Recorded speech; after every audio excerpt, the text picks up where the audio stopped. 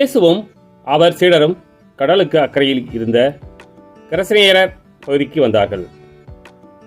இயேசு படகை விட்டு இறங்கியவுடனே தீய ஆவி பிடித்த ஒருவர் கல்லறையிலிருந்து அவருக்கு எதிரே வந்தார்.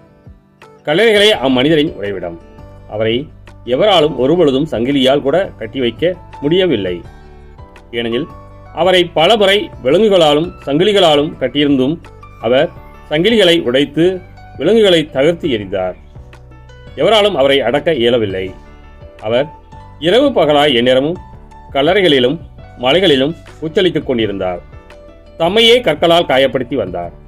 அவர் தொலையிலிருந்து இயேசுவை கண்டு ஓடி வந்து அவரை பணிந்து, இயேசுவே, உன்னத கடவுளின் மகனே, உமக்கு இங்கு என்ன வேலை?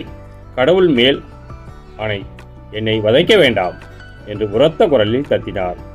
ஏனெனில் இயேசு அவரிடம், தீய ஆவியே, இந்த மனிதரை விட்டு போ என்று சொல்லியிருந்தார்.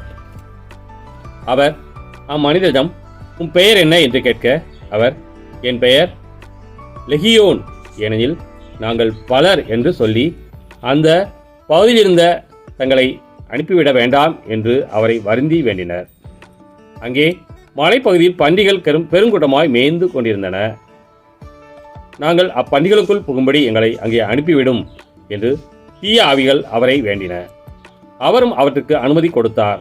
பின் தீய ஆவிகள் வெளியேறி பன்றிகளுக்குள் புகுந்தன. ஏறக்குறைய 2000 பன்றிகள் அடங்கிய அந்த கூட்டம் செங்குத்து பாறையிலிருந்து கடலில் பாய்ந்து விழுந்து மூழ்கியது. பன்றிகளை மேய்த்து கொண்டிருந்தவர்களோ ஓடிப்போய் நகரிலும் நாட்டுப்புறத்திலும் இதை அறிவித்தார்கள். நடந்தது என்னவென்று பார்க்க மக்கள் வந்தனர்.